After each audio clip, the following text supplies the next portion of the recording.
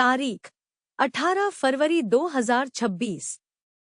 अवधि 11:45। होस्ट नोवा alloy. Note: episode 01 तकनीकी एकल रिपोर्ट है। नीचे स्पीकर असाइनमेंट सामग्री प्रवाह के आधार पर शो के मानक दो होस्ट प्रारूप को दर्शाते हैं। प्री शो ट्रेलर साझा है। मुख्य रिपोर्ट नोवा द्वारा प्रस्तुत की गई है। अधिकांश एआई कवरेज आपको बताता है कि किसके लिए उत्साहित होना है। यह शो आपको बताता है कि वास्तव में क्या काम करता है और क्या नहीं, जब आप अपने हार्डवेयर पर अपनी शर्तों पर भाषा मॉडल चला रहे होते हैं। ओपनक्लॉ डेली उन लोगों के लिए है जो क्लाउड डेमो चरण से आगे बढ़ गए हैं। आप स्थानीय एजेंट चला रहे हैं, आपको परवाह है कि आपका डेटा कहाँ जाता है, और आप उन बेंचमार्क के प्रति संशयी हैं जो उसी टीम द्वारा प्रकाशित हुए हैं जिसने मॉडल को प्रशिक्षित किया। हर एपिसोड वास्तविक प्रणालियों, वास्तविक विफलताओं और वास्तविक सुधारों से आता है। प्रेस रिलीज नहीं। अगर कोई चीज कार्य के बीच में टूटती है, हम इसे जांचते हैं। एयर पर कोई संपादकीय सफाई नहीं, कोई पश्चदृष्टि पॉलिश नहीं। यह बिल्डर्स के लिए शो है जो अपना स्वयं का स्टैक चलाते हैं। चलो शुरू करते हैं। मेरी कोडिंग एजेंट क्लैरिटी, जो क्वेन 3 कोडर 30 भी चला रही थी, कार्यों के बीच में बार बार कॉन्टेक्स्ट ओवरफ्लो त्रुटियों का सामना कर रही थी। कभी कभी नहीं, नियमित रूप से। तो मैंने धागे खींचना शुरू किया। शायद यह हार्डवेयर की छत है, शायद मुझे DGX Spark या M3 अल्ट्रा की जरूरत है इसे ठीक से चलाने के लिए। उस सवाल ने एक पूर्ण हार्डवेयर डीप डाइव में बदल दिया। वास्तविक स्पेक, वास्तविक लागत, मेमोरी बैंडविड्थ और बाकी सब। मोड? यह बिल्कुल हार्डवेयर की समस्या नहीं थी। यह एक कॉन्फ़िग लेबल था, और मैंने इसे रिसर्च करते हुए लाइव पाया और ठीक किया। आपको संख्याएं मिलेंगी, ईमानदार ट्रेड ऑफ और एक वास्तविक सिफारिश। वे कॉन्टेक्स्ट ओवरफ्लो जो आपको हो रहे थे, हार्डवेयर की समस्या नहीं। मॉडल जिसे आप चला रहे हैं, क्वेन 3 कोडर 30B, वास्तव में 262 टोकन का संदर्भ समर्थन करता है। 262,000। ओपनक्लो इसे 131,072 पर सीमित कर रहा था क्योंकि ओलामा मॉडल को बनाते समय कैसे नाम दिया गया था। V128 के लेबल क्षमता की छत नहीं थी, यह बस एक स्ट्रिंग थी। सेटअप दिन का एक लेबल जो गलती से कठोर सीमा बन गया। फिक्स एक कॉन्फ़िग पैच और एक नई ओलामा मॉडल परिभाषा थी। हो गया। लाइव, मुफ्त। आपको नए हार्डवेयर की जरूरत नहीं थी, आपको एक लाइन फिक्स की जरूरत थी। यही प्लॉट ट्विस्ट है। तो आइए देखें कि 18 फरवरी को सुबह 11:15 बजे वास्तव में क्या हुआ। आपने 131,072 की सीमा के विरुद्ध 146,760 टोकन पूछे। 5 मिनट के टाइम आउट क्रैश नहीं थे, मॉडल नहीं मर रहा था, यह प्रीफिल कर रहा था। लगभग 400 टोकन प्रति सेकंड प्रीफिल गति पर 146,000 टोकन को संसाधित करने में 6+ मिनट लगते हैं। आपकी टाइम आउट सीमा 5 मिनट थी, तो सिस्टम ने मिनट 5 पर दीवार मारी, 3 बार लगातार। 3 लगातार टाइम आउट गणित द्वारा पूरी तरह से समझाया गया। यह अस्थिरता नहीं है, यह एक टाइम आउट मान है जो एक संदर्भ विंडो के लिए बहुत छोटा है, जो एक कॉन्फ़िग की गई सीमा के लिए बहुत बड़ी है, जो शुरू से ही गलत थी। 3 परतें की उप्स एक दूसरे के ऊपर। क्वेन 3 कोडर एक मिक्सचर ऑफ एक्सपर्ट्स आर्किटेक्चर है जिसमें केवल 4 केवी अटेंशन हेड हैं। इसे लामा 3 8B के साथ तुलना करें, जिसमें 8 है। आधा यह एक जानबूझकर डिजाइन विकल्प है जो इसे लंबे संदर्भ के लिए नाटकीय रूप से अधिक मेमोरी कुशल बनाता है। 262 के संदर्भ पर 15 GB मॉडल वेट के लिए 24 GB केवी कैश के लिए OS ओवरहेड कुल 44 GB कहें। आपके पास 64 GB यूनिफाइड मेमोरी है। वह 20 GB का मार्जिन है। वह मॉडल जो ओवरफ्लो हो रहा था वह आपकी वर्तमान मशीन पर अपने पूर्ण मूल संदर्भ में फिट होता है, जगह के साथ।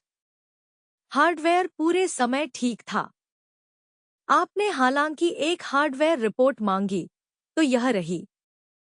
4 विकल्प, क्योंकि बातचीत में जोड़ने योग्य एक नया है।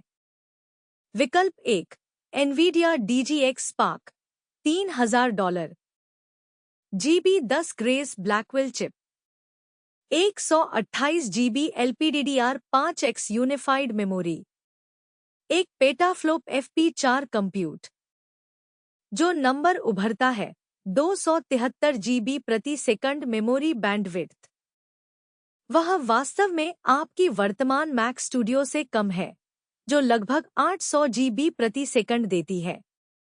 तो जिस मशीन को एनवीडिया AI सुपरकंप्यूटर के रूप में बेच रहा है उसकी मेमोरी बैंडविड्थ आपकी डेस्क पर मशीन का 1/3 है। Token generation memory bandwidth bound है। बैंडविड्थ बाधा है। जहां ब्लैकवेल कॉम्पेंसेट करता है वह FP4 टेंसर कोर है।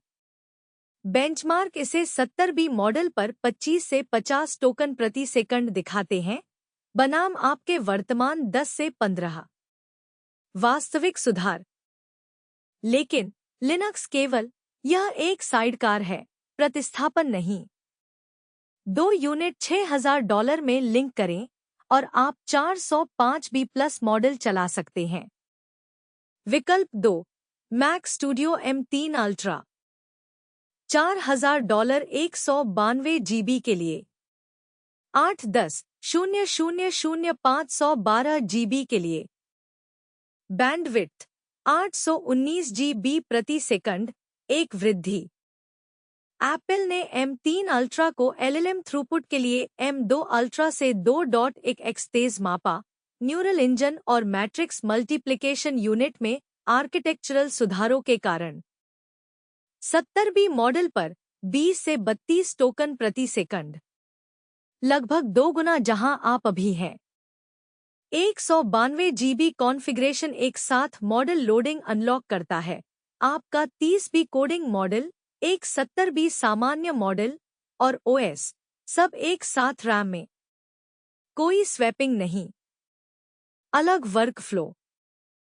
512 GB कॉन्फ़िगरेशन एक कारण से मौजूद है। लामा 3.1405BQ4 पर 230 GB वजन का है।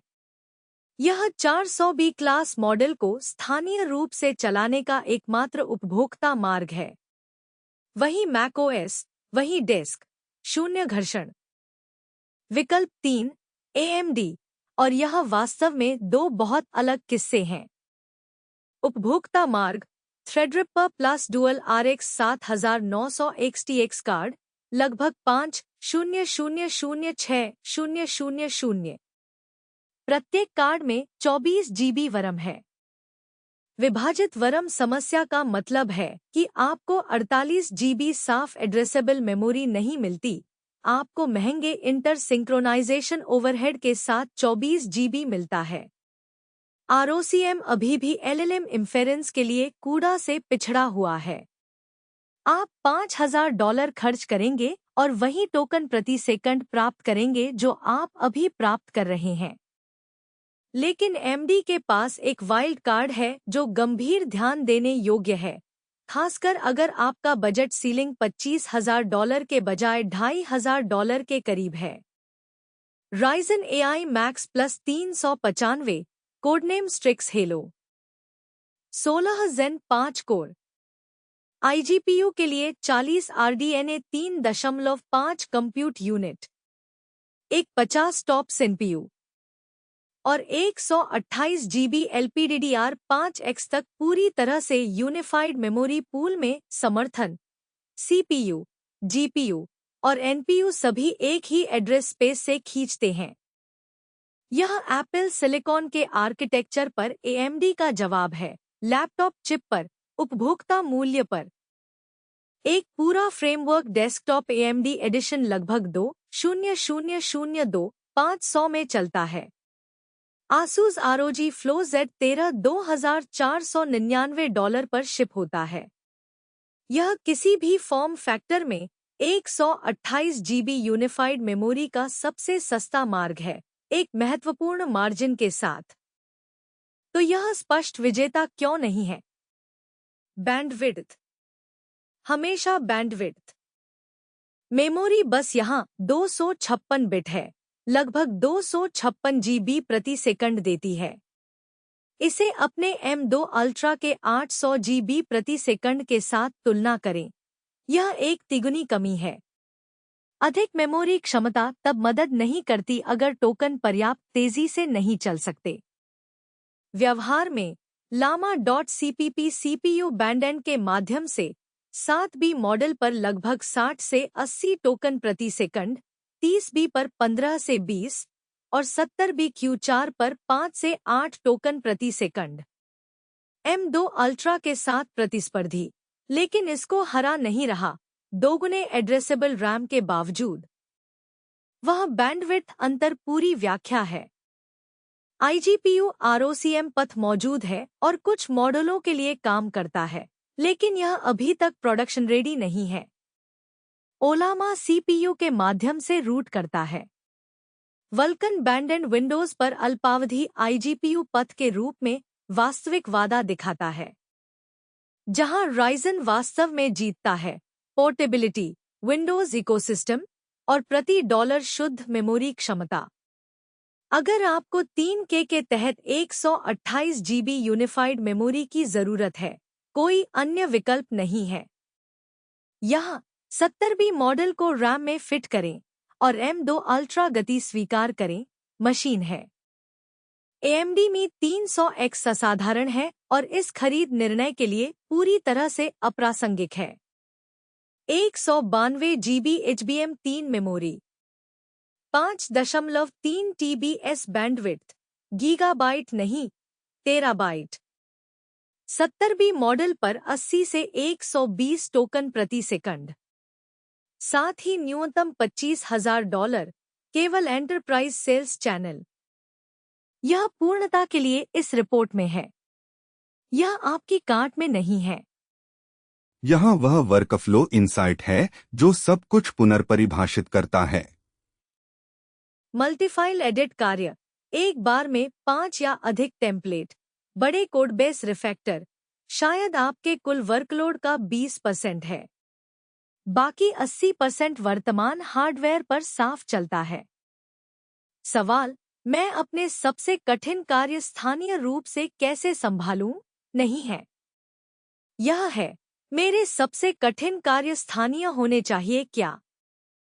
डेवस्ट्रिल की मुफ्त मिस्ट्रल API टियर पर 262 के मूल संदर्भ है। जेमिनी 2.5 प्रो के पास 1 मिलियन टोकन संदर्भ है। गैर-निजी कोड के लिए वे क्लाउड मॉडल सही उपकरण हैं। तो यह है जो मैं वास्तव में करूंगा, अब पूर्ण तस्वीर के साथ। अगर आप एप्पल इकोसिस्टम में दैनिक LLM कार्य के लिए सबसे अच्छा मूल्य प्रदर्शन चाहते हैं, Mac Studio M3 ultra 192 GB। Memory bandwidth लाभ निर्णायक है। 3 गुना रैम, 2 गुनी गति, वही डेस्क। $4,000। अगर आपके पास कठोर बजट है और सबसे ऊपर अधिकतम मेमोरी क्षमता की आवश्यकता है, आप 70B मॉडल को रैम में फिट करना चाहते हैं, आप विंडोज पर सहज हैं और M2 अल्ट्रा गति स्वीकार्य है, फ्रेमवर्क डेस्कटॉप या ROG Flow Z13 में Ryzen AI Max Plus 395 वास्तव में 2,0002500 पर आकर्षक है। उस कीमत पर 128 GB यूनिफाइड मेमोरी आपको कुछ और नहीं देता। अगर आप विशेष रूप से कूड़ा सॉफ्टवेयर इकोसिस्टम चाहते हैं और लिनक्स साइडकार मशीन के साथ सहज हैं, $3,000 पर DGX Spark है। यूनिट 405B तक स्केल करता है अगर आपको बाद में चाहिए।